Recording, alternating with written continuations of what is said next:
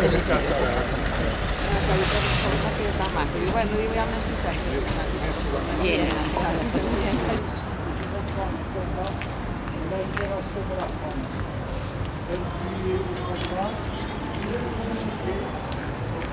l'exécution française, le 30 mai 1940, 1200 détenus sont livrés à l'occupant pour être déportés à Dachau. N'oublions jamais.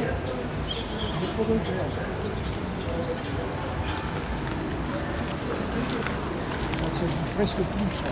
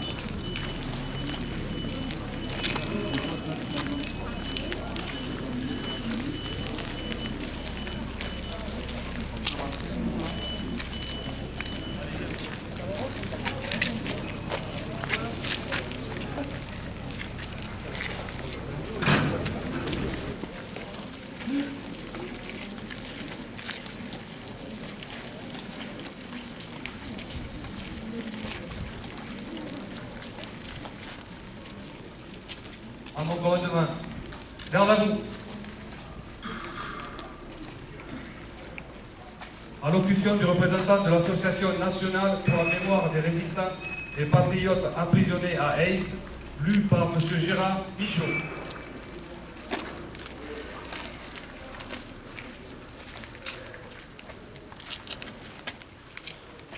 Merci à vous tous d'être présents aujourd'hui pour cette 70e commémoration.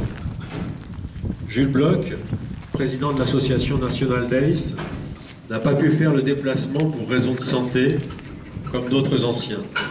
Mais il a tenu à écrire à votre intention le message que je vais maintenant vous lire. Il y a 70 ans, le 19 février 1944, la prison d'Eysse était le théâtre de la plus ambitieuse tentative d'évasion collective jamais réalisée dans une prison de Vichy, pendant la guerre de 1939-1945. Les 1200 prisonniers que nous étions derrière ces murs, résistants de toute obédience et de toutes origines, réunis au sein du collectif des détenus d'Ace, n'avaient qu'un objectif: rejoindre la résistance extérieure et poursuivre le combat pour la libération nationale.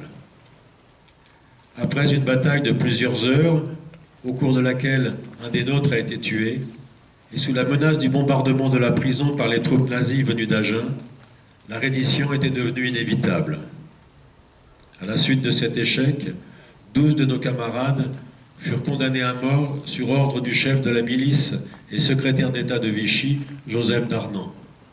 Ils ont été fusillés par un peloton de 72 GMR le 23 février 1944 à 11 h du matin, il y a 70 ans, jour pour jour, et on peut même préciser heure pour heure. Enchaînés, blessés, attachés à des poteaux, ils ont fait face à leur bourreau jusqu'au dernier moment, en chantant la Marseillaise et le chant du départ. Et les 1200 autres résistants d'Ace, livrés à la division SS Das Reich, ont été déportés vers le camp de concentration de Dachau.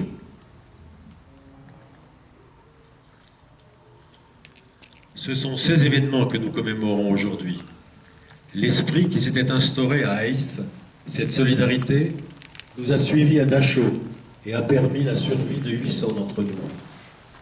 Et cet esprit d'Ace, uni comme un Ace, cet esprit de solidarité, de fraternité, d'unité, de liberté, nous a marqués pour la vie. Cet esprit nous a donné le pouvoir d'appliquer les grandes réformes sociales et démocratiques contenues dans les propositions du Conseil national de la résistance. Ces valeurs sont nécessaires aujourd'hui plus que jamais. Respectons le serment, plus jamais cela, en honorant la diversité de notre société, de notre monde, des peuples, la diversité des religions. Notre unité dans nos différences est fantastique. C'est notre richesse aujourd'hui. Elle nous a été transmise par des générations malheureusement disparues que nous n'oublierons jamais. Transmettons nous aussi le flambeau à nos jeunes et entretenons cette richesse avec sagesse et respect. À cette déclaration de notre président.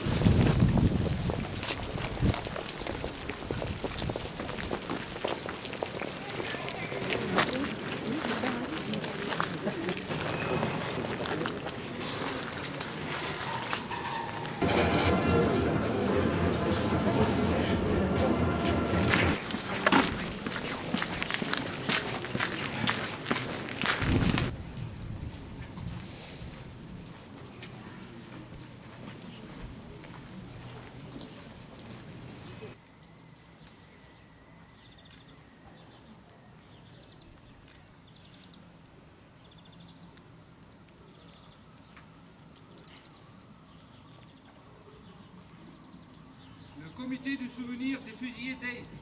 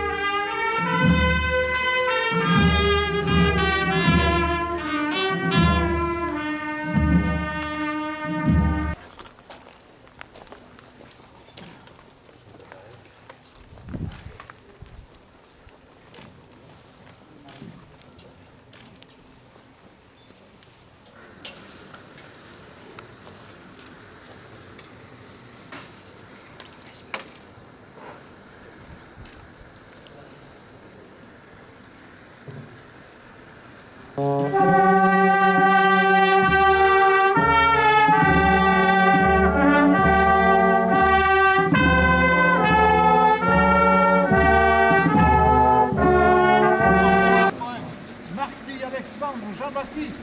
Mort pour la France. Pelouse Gabriel. Mort pour la France. Vigne Jean Abel. Mort pour la France. Fervetto Bertrand Domingo. Mort pour la France. Giral Louis. Mort pour la France. Bolagne Louis. Mort pour la France.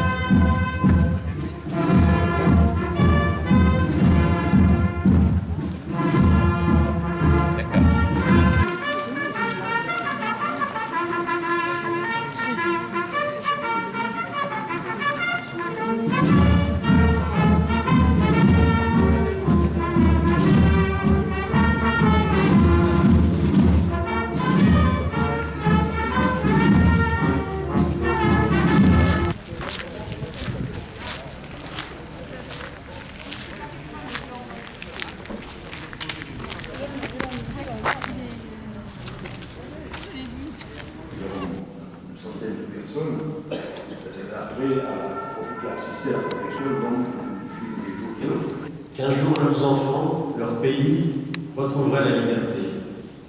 Depuis 70 ans, nous avons le droit, la chance d'ouvrir notre maison et de décider quel chemin nous allons choisir. Merci.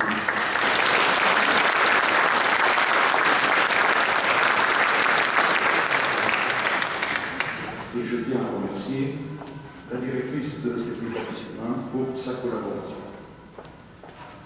Ce 70e anniversaire, vous le comprenez, a une importance particulièrement.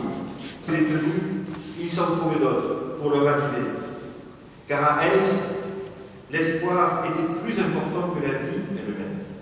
Il était ce feu sacré qui couvait sous la pierre froide, imbibée du ciel. Monsieur le maire, monsieur le conseiller général, mesdames, messieurs les élus, mesdames les vice-présidentes de la région et du conseil général.